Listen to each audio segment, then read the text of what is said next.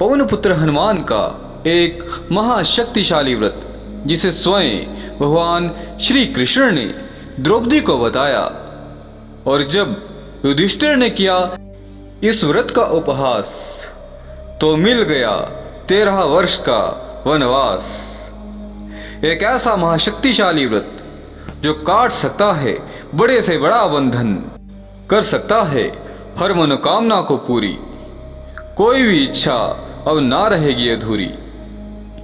आखिर इस व्रत का रहस्य क्या है, चलिए जानते हैं एक एक कड़ी को।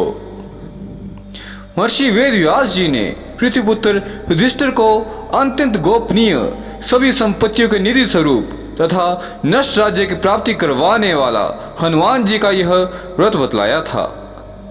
उन्होंने बताया कि वह व्रत भगवान श्री कृष्ण ने द्रौपदी के लिए कहा था। द्रौपदी ने यह व्रत आरंभ किया और इस व्रत से संबंधित डोरा अपने गले में बांध लिया। एक समय युधिष्ठिर ने उस डोरे को बंधे देखा तो बोला कि यह व्यर्थ का डोरा गले में क्यों बांध रखा है।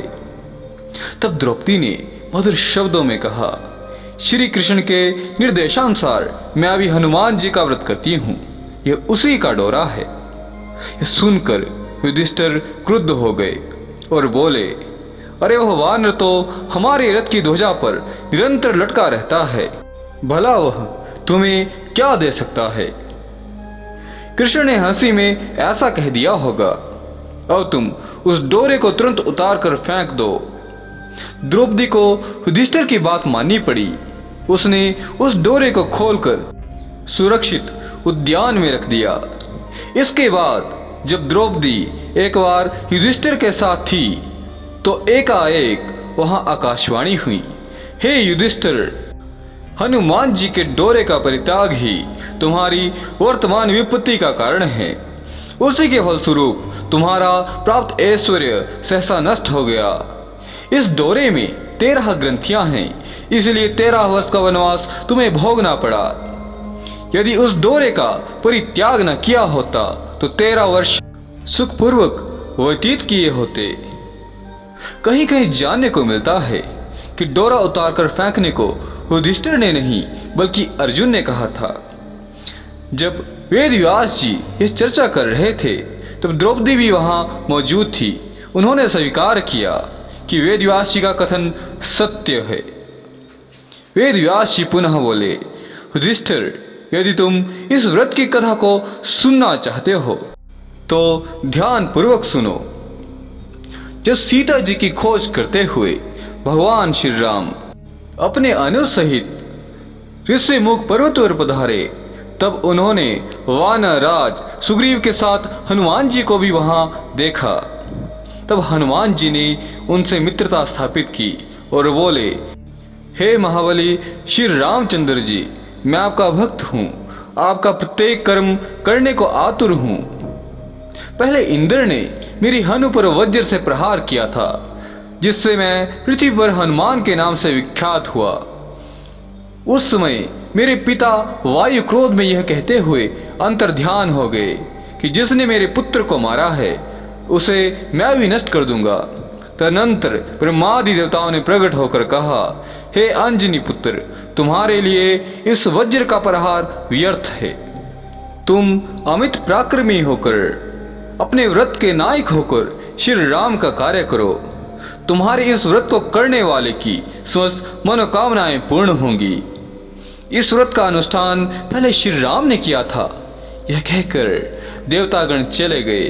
अब हे नाथ, आप इस व्रत को अवश्य कीजिए। हनुमान जी की बात का समर्थन आकाशवाणी ने भी किया। तब श्री राम ने हनुमान जी से व्रत का विधान पूछा।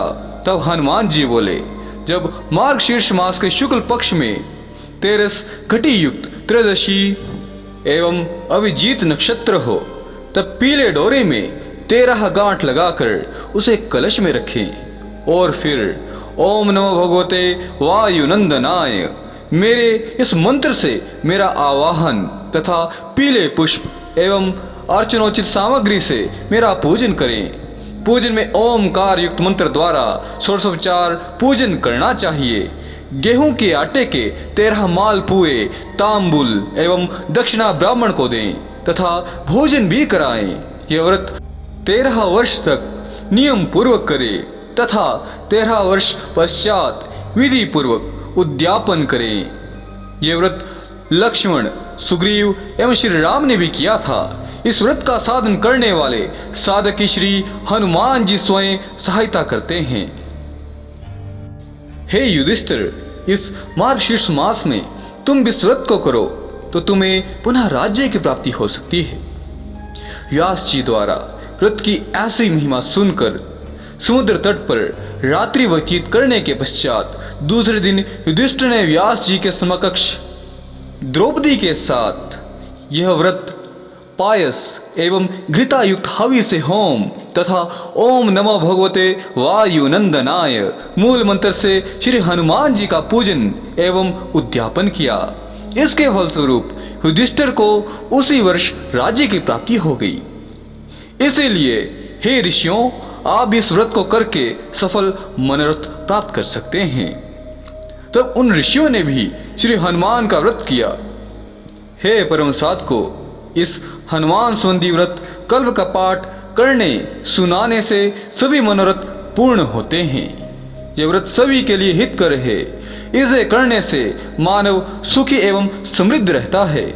सभी अंगोपायों सहित श्री हनुमान जी का पूजन कर मूल मंत्र से 3 बार अभिमंत्रित की हुई गंध अपने मस्तक पर लगा देने से प्राणी वश में हो जाते हैं। इस विधि से राजा भी वश में हो जाता है तथा घर के बाहर निकलने पर विजय प्राप्त करके ही लौटता है। इसके पाठ से राज दरबार, संग्राम, सभा व्यवहार, अग्नि, वायु, व्याघ्र का भय दूर होता है। हनुमान व्रत के 13 गांठ वाले डोरे को कंठ या दाएं भुजा में धारण करने से समस्त मनोकामनाओं की पूर्ति होती है। विशेषकर स्त्रियों के लिए यह व्रत सर्व संपत्ति प्रदान करता है। यह व्रत सभी साधकों, भक्तों, ब्राह्मणों के लिए हितकर है। इसीलिए उन्हें इसका अनुष्ठान अवश्य करना चाहिए। ओम नमो भगवते वायुनंदनाय।